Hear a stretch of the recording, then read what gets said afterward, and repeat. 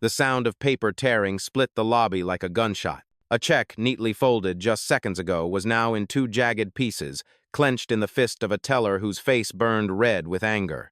"Get out of here!" she screamed, her voice sharp enough to cut through the marble and glass of First USA Bank's downtown branch. All eyes turned, phones lifted. The quiet rhythm of tapping keyboards and faint printer hums vanished into a tense silence. Across the counter stood a woman with silver hair pulled back, her cardigan buttoned, her purse resting neatly at her side. She didn't flinch. She didn't raise her voice. She simply stared at the teller, calm as stone, while shredded paper rained across the counter like confetti no one asked for. Beside her, a uniformed guard stepped in, his hand firm on her shoulder. "Ma'am, I'm going to need you to step outside." The words weren't loud, but the weight behind them carried an entire building's worth of judgment.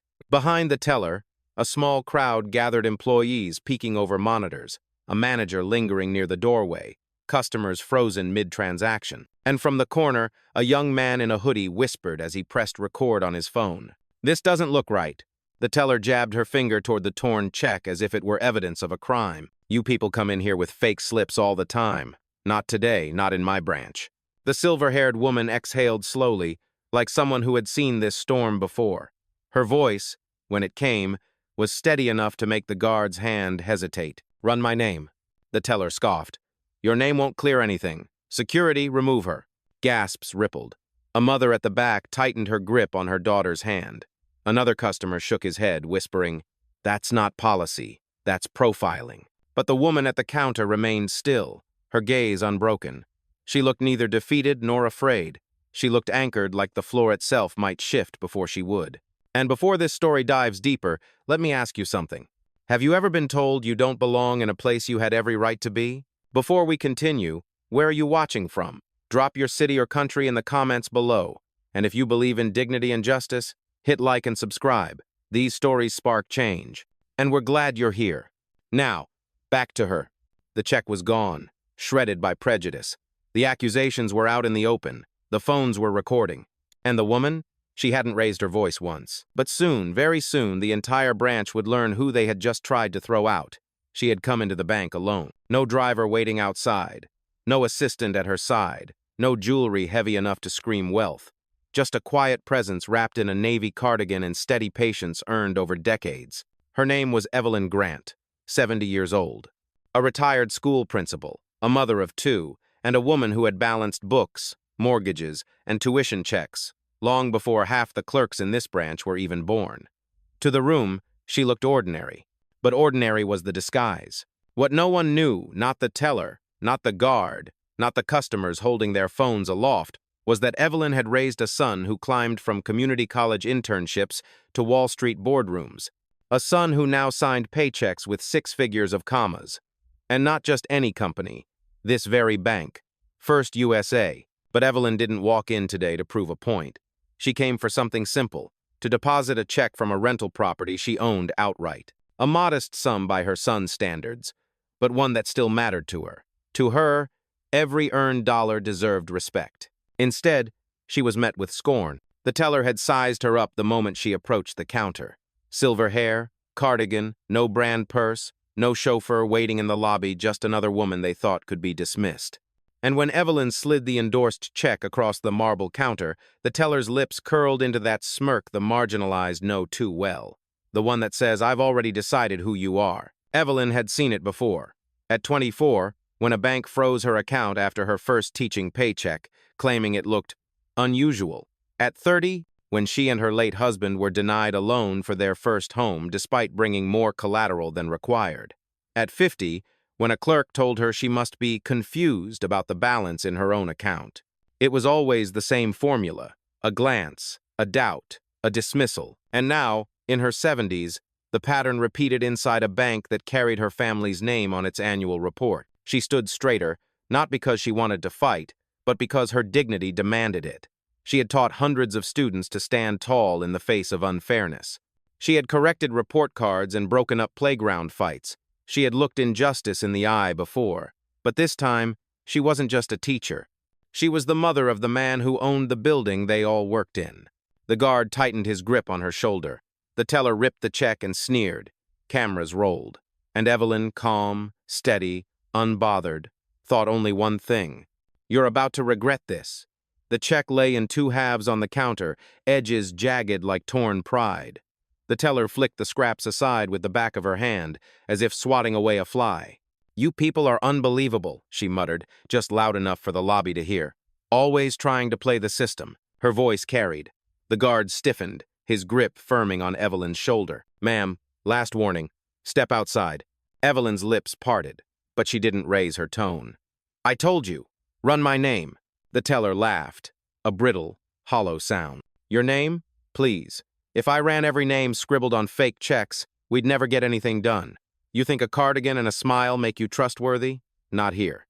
A few feet back, a young man in a suit shifted uncomfortably, glancing between the teller and Evelyn. His phone hovered low, recording despite his hesitation.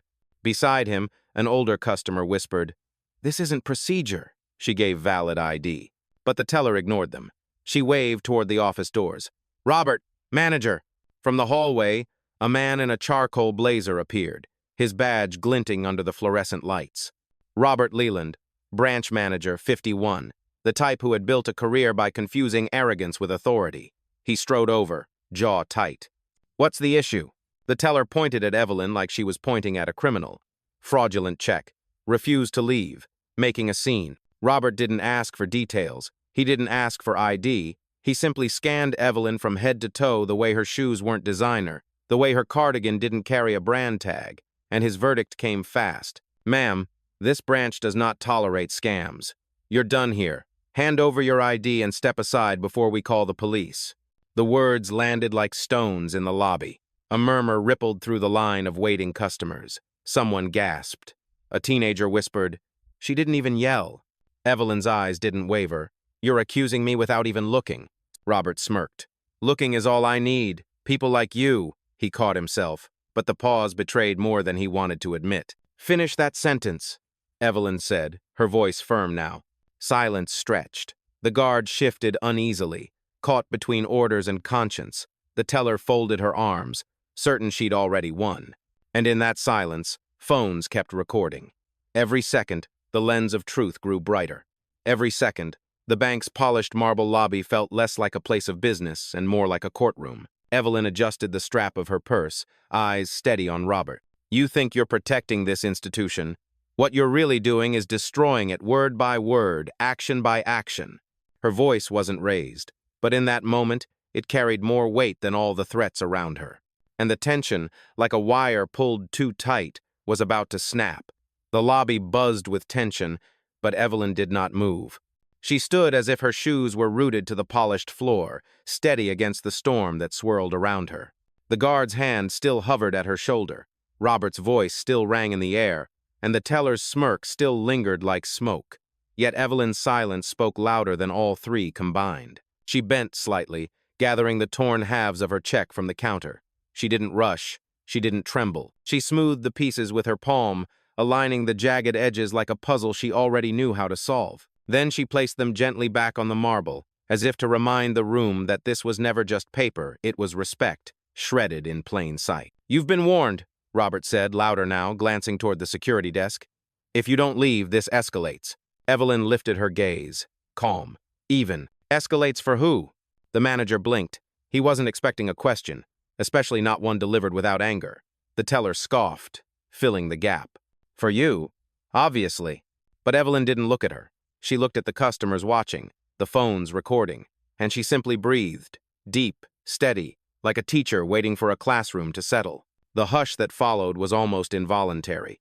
Even the guard hesitated, lowering his hand just slightly, unsure if force was still justified against a woman who hadn't raised her voice once. Evelyn's restraint wasn't weakness. It was strategy. Every insult, every accusation, every torn scrap of paper, they built the case for her, without her having to add a single word. Her mind flickered back, not with rage, but with memory. 20 years earlier, standing in a grocery line, she'd been told to move aside because her check looked suspicious. 10 years before that, her mortgage payment was delayed because a clerk couldn't verify her account. She had learned then what she knew now. Shouting changed nothing. But silence paired with unwavering dignity exposed everything. She straightened her cardigan, her voice soft but carrying. If you believe I don't belong here, then let your actions prove it, because my silence will. The words hung like a verdict. The teller folded her arms tighter. Robert shifted uneasily. And the guard? He stepped back, just enough to show that even he wasn't convinced anymore. Evelyn's stillness transformed the lobby. What had been a flurry of noise now felt like the pause before a verdict. She wasn't resisting. She wasn't pleading. She was waiting. And that weight was heavier than any protest. The bank thought they were in control. But without knowing it, the balance of power had already started to tilt. It started with a single red dot glowing in the corner of the lobby. A phone camera, raised half-high by a young man in a gray hoodie. He leaned against the rope divider, thumb steady on the record button. His lips barely moved as he whispered to the woman next to him, "This doesn't look right." The woman nodded, eyes wide, clutching her purse tighter. "She showed her ID," she muttered, just loud enough for the camera mic to catch. Across the lobby, an older man with a cane shook his head. "Back in my day," he said under his breath, "we called this what it is, profiling." He didn't record, but his voice carried far enough to turn a few heads. The ripple grew. Near the line for the teller windows, a college student angled her phone directly toward Evelyn. She was streaming live, her screen filling with comments that scrolled too fast to read. "Where is this? What bank? Oh my God, this is insane." The stream caught Robert's voice as he barked another order, and the chat exploded. At the far end of the lobby, a mother pulled her teenage son closer, whispering, "Watch closely. This is how they treat people." The boy didn't look away. He pulled out his own phone, adding another angle to the digital chorus. Evelyn remained steady, her hands folded over her purse, her eyes forward. She hadn't asked for an audience, but now she had 12 in the lobby, hundreds more online. The teller noticed the cameras first. Her smile faltered, then hardened again. She hissed, "They're just trying to make a scene. Don't give them anything." But her words landed flat. The more she spoke, the more attention she drew. Robert shifted, clearly uncomfortable under the growing scrutiny. "Everyone, return to your business," he said, raising his hand slightly. "This is just a routine security issue." No one moved. No one returned to their business. Instead, a young employee near the coin machine stepped forward. Barely 22, a new hire with a thin tie and wide eyes. He hesitated, then said softly, "I saw her name on the system earlier. That check, it looked valid." The teller snapped around. "Stay out of this, Daniel." But it was too late. His words hung in the air like a spark in dry grass. Customers began murmuring louder. Someone muttered, "So she is in the system?" Another whispered, "Why lie then?" Evelyn still hadn't moved. She didn't need to. The lobby was speaking for her. Phones were recording. Voices were rising.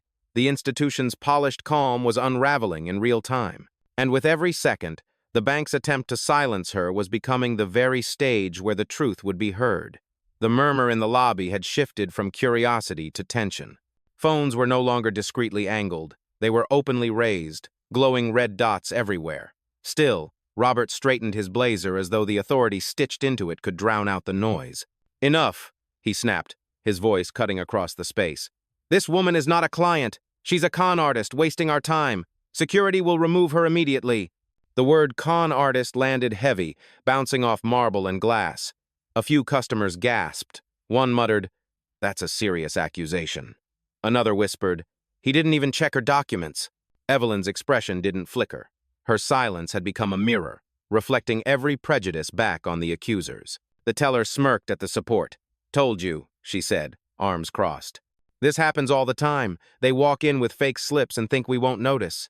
She leaned closer to Evelyn, voice dripping with disdain. "Pawn shops are down the street. Maybe try there."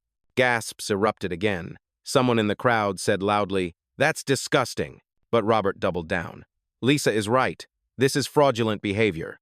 And if she doesn't comply, we'll let the police handle it." At that moment, another figure entered.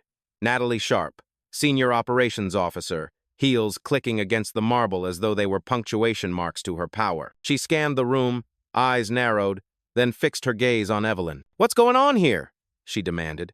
Robert gestured broadly. "Fraud case." She presented a counterfeit check. "Refuses to leave. Customers are filming." "Because this is wrong," the young employee Daniel cut in, his voice firmer than before. He stepped closer, glancing at Evelyn. "Her name is in the system. I saw it this morning. Natalie's eyes sliced toward him. You're out of line. New hires don't speak during investigations. Daniel shrank back, but the damage was done. Customers heard him. Phones caught every word. Natalie returned her attention to Evelyn. You're trespassing. And if you don't put that purse on the counter right now, we'll assume the worst. The worst. Evelyn repeated softly, her voice calm, almost curious. Yes, Natalie snapped. That you're here to steal. That you forged documents. That you don't belong. Those last 3 words, you don't belong, hung like poison in the air. The guard stiffened. The crowd stirred. Someone muttered, Did she really just say that? Evelyn didn't blink. She let the silence grow until Natalie shifted uneasily under the weight of her own word. And then, softly, Evelyn answered, I've been told that before. Every time it was a lie. The room held its breath. Phones recorded. The tension was no longer simmering, it was boiling. The bank thought they were tightening control. In truth, they had just lit the fuse.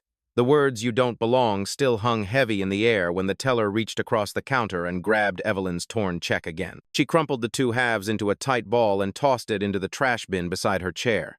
The sound of paper hitting metal rang out like a gavel final. Absolute. Humiliating. There, she said with a smirk. That's where it belongs. A collective gasp rippled through the lobby. Someone near the back shouted, That's not your property to destroy. A woman with a stroller whispered. She gave her ID. I saw it. Robert raised a hand, his voice louder, sharper. Security, escort her out. Right now. The guard shifted, stepping closer, but hesitated. Evelyn had not moved, not shouted, not resisted. The stillness around her was disarming. It made the order feel wrong even to the one expected to enforce it. Natalie Sharp wasn't as hesitant. She reached over the counter, snatched Evelyn's driver's license that still lay on the marble, and held it high like a trophy. Fake, she declared. Without even checking, she tossed it back down, letting it skid across the surface toward Evelyn's purse. You think a piece of plastic makes you credible? Not here. Phones zoomed in, catching the gesture. The crowd stirred louder now, anger, disbelief, disgust. From the corner, Daniel, the young employee, stepped forward again. His voice shook, but his words were steady. That ID is valid. I saw it scan green this morning. Natalie whipped around, her eyes blazing. Say one more word, and you'll be out of a job before lunch, the threat echoed. Daniel's jaw tightened, but he stepped back, his silence a choice made for survival. Still, the damage was done. Customers had heard him. Cameras had recorded him. Then Robert gave the order that crossed the final line. Call the police. Report attempted fraud. The teller reached for the landline, fingers punching numbers with practiced confidence. Her voice carried across the lobby as she spoke into the receiver. Yes, we have an African-American woman here attempting to pass a counterfeit check. Yes, she's refusing to leave. The words fell like acid, searing the air. The lie was official now, spoken into a system that too often believed first and questioned later. Customers gasped again. One woman shook her head furiously, muttering, That's slander. That's a false report. A man near the entrance raised his phone higher. This is going viral, he whispered. And still through the insults, through the theft, through the threat of police, Evelyn stood motionless. Her silence was not surrender. It was the patience of a storm waiting to break. Her eyes, steady as stone, locked on Robert. For the first time since entering the lobby, she let her voice rise, not loud, but sharp enough to slice through the chaos. You just made the worst mistake of your career. The room froze. Phones captured every word. Even the guard stepped back, uncertain which side of history he was standing on. The scene had tipped into something irreversible. The bank thought they were protecting their institution. In truth, they had just placed it on trial in front of a jury armed with cameras and truth. The lobby had tilted into chaos, phones raised high, voices murmuring louder, the hiss of the teller still on the phone with police. Robert stood tall as if his command was law. Natalie folded her arms like a verdict already reached. But in the center, Evelyn moved for the first time. She reached into her purse, slow, calm. Every eye in the room followed the motion. The guard tensed, half reaching for her arm, then froze when she pulled out nothing but a sleek black phone. She tapped one button, a single ring. Then a voice answered, clear and steady, carrying authority even through the speaker. Yes, ma'am? Evelyn didn't look at the teller. She didn't look at Robert or Natalie. She simply held the phone to her ear and said, It's happening. Initiate protocol. The voice responded without hesitation. Understood. Timestamp logged. Internal review engaged. You'll have confirmation in 60 seconds. A ripple of unease spread across the lobby. Customers leaned closer. Even the guard tilted his head, uncertain what he was hearing. Robert barked. Who are you calling? That doesn't change anything. Police are already on their way. Evelyn finally turned her gaze on him, her eyes unwavering. You're right. It doesn't change anything for me, but it changes everything for you. The teller's laugh was sharp, nervous this time. Please, what kind of scammer has a protocol? As if in answer, the phone buzzed again in Evelyn's hand. A new voice came through, crisp, professional. Mrs. Grant, we flagged this incident. The branch's cameras are now under live review by compliance. We're also pulling the call records confirmation. The teller's false police report is already logged. Gasps spread across the room. Customers exchanged looks. Someone whispered, "She's not bluffing." Natalie's smile cracked. You think some phone call saves you? You're still being removed. Evelyn didn't blink. She let the silence weigh down every syllable before speaking. I told you. Run my name. The young employee, Daniel, stepped forward again, emboldened by the shift. Check the system. Her name is there. I swear it, Robert snapped. Quiet, Daniel. His voice cracked, betraying the first hint of fear. The phone in Evelyn's hand buzzed once more. The assistant's voice was louder now, audible to anyone nearby. Ma'am, the executive board is online. Do you want them patched in? Evelyn straightened her cardigan, calm as ever. Not yet. Let them sweat a little longer. The words slid across the lobby like ice water. Customers murmured. Phones zoomed in closer. And for the first time, the balance in the room had shifted. The power no longer belonged to the bank. Evelyn had not raised her voice. She had not left her spot. But with a single call, she had changed the rules of the game. The staff thought they were dealing with a powerless woman. What they were really facing was the mother of the man who could end their careers with a single signature, and the storm they had summoned was just beginning to turn.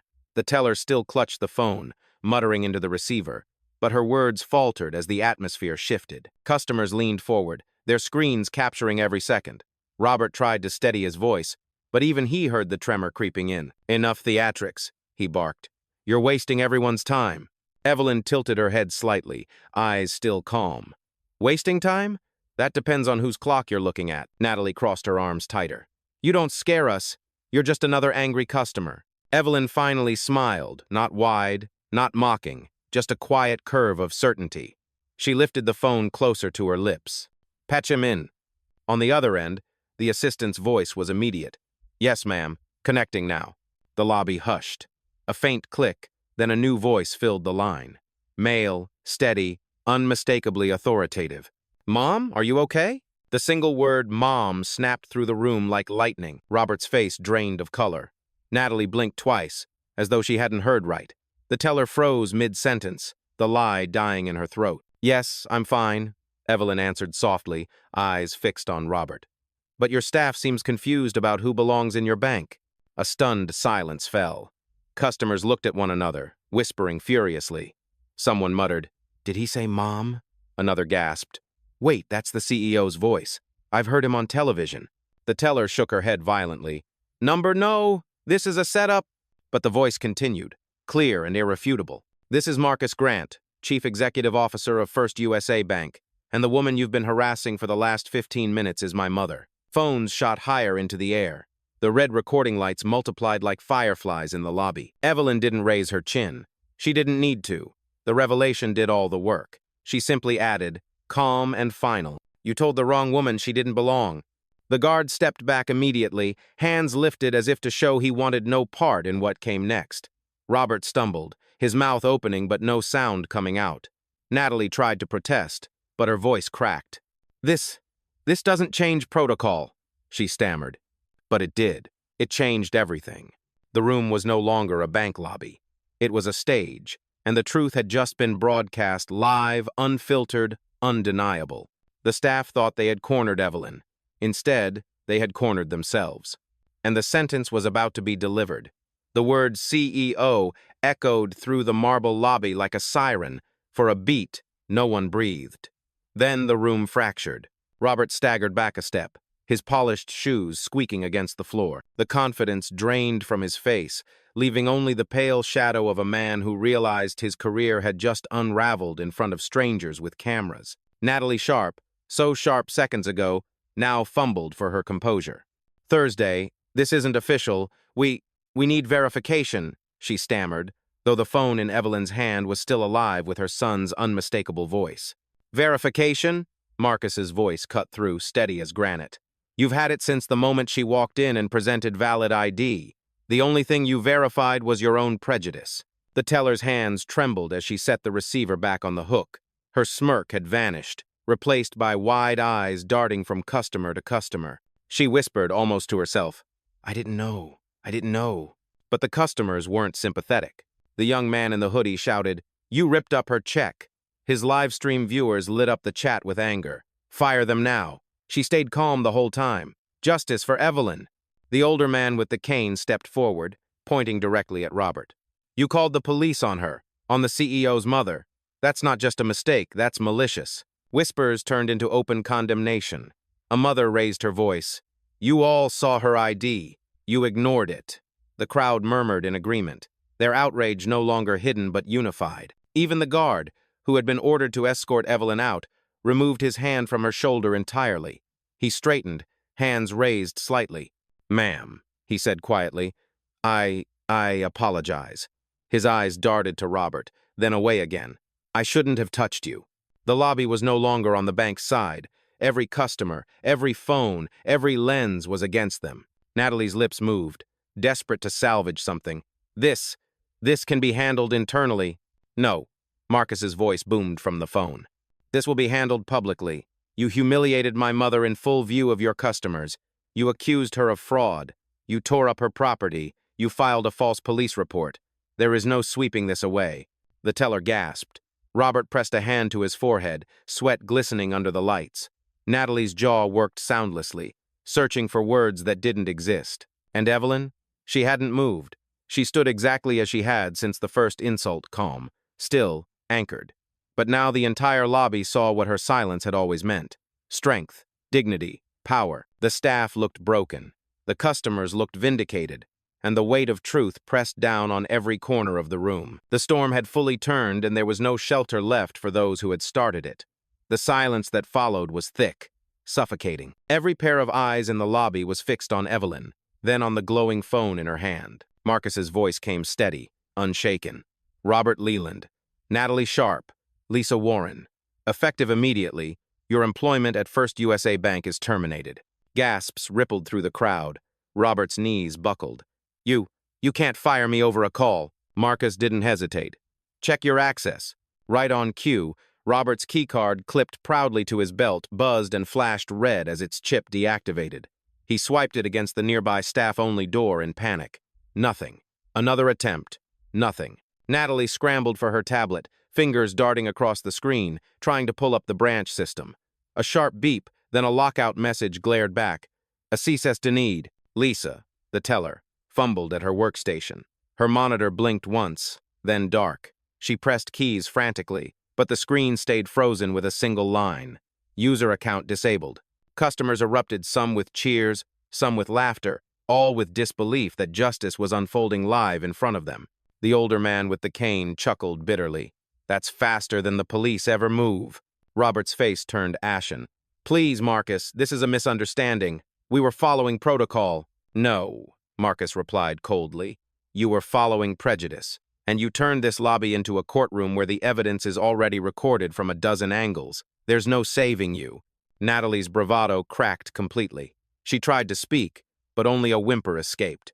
Lisa's eyes welled, hands trembling on the dead keyboard. The guard, still standing near Evelyn, lowered his head. "Sir," he said toward the phone, voice quiet but firm, "if I may, I was told to remove her, but I see now I was wrong. I'll accept whatever comes." Marcus's tone softened just slightly. "Your honesty is noted. You followed orders, but you hesitated.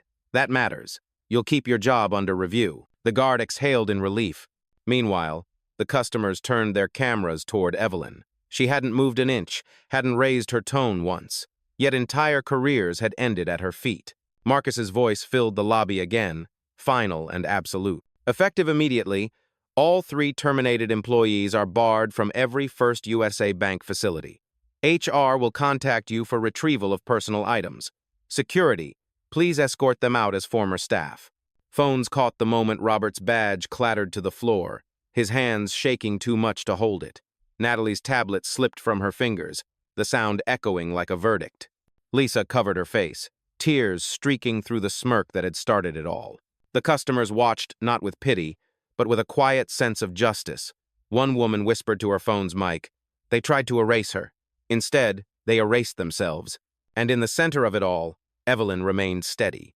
The storm had broken, the punishment delivered not with shouting, not with force, but with undeniable authority. The lobby was no longer chaos. It was silent, charged, alive, transformed. The echo of terminated careers still hung in the air, but all eyes had shifted back to one person. Not Robert, not Natalie, not Lisa. Evelyn. She stood unmoved, her purse strap resting neatly on her arm, her phone lowered at last. The line with Marcus had gone quiet, but the truth of his words still reverberated through the room. Every customer knew what they had just witnessed. Power disguised as ordinary. Robert shuffled toward the exit, his head low, security shadowing him. Natalie followed, face drained of the sharpness she once wielded. Lisa trailed behind, cheeks wet, her once smug voice lost to silence. Each step they took felt like the closing of a door that would never reopen. And then Evelyn spoke. Her voice was not loud. It didn't need to be. It carried with the weight of someone who had endured a lifetime of dismissals and chose, again, not to bend. "You ripped up my check," she said, her gaze sweeping across the lobby. "But what you really tore was your own integrity. You tried to erase me. Instead, you erased yourselves." Murmurs of agreement rippled through the customers. Phones caught every word. The live stream comments scrolled like wildfire. Chills. Legend. "This is how you end racism with dignity," Evelyn continued, steady as stone. "Respect is not something you hand out when you think it's deserved. Respect is a baseline, a requirement, and when you deny it, you reveal more about yourself than the person you tried to diminish." She reached down, picked up the torn scraps of her check still sitting in the trash bin, and held them lightly between her fingers. "Paper can be replaced, but dignity? Once you shred that, you don't get it back." The crowd applauded, not rowdy, not mocking, but with the slow, certain rhythm of people witnessing something larger than themselves. Evelyn turned toward the door, her steps unhurried. As she passed the line of customers, a woman whispered, "Thank you." A teenager muttered, "That was powerful." At the threshold, Evelyn paused. She glanced back once, not at the teller station, not at the staff, but at the phone still raised high. "Remember this," she said. "Justice doesn't always shout. Sometimes it simply stands still until the truth has no choice but to reveal itself." With that, she walked out into the afternoon light, calm, composed, untouched. The crowd remained inside, buzzing with what they had just witnessed, knowing they would tell this story for years. And the bank, the one that thought it held all the power, was left with the undeniable truth. They had tried to humiliate a woman at the counter. Instead, they had crowned her as the embodiment of dignity.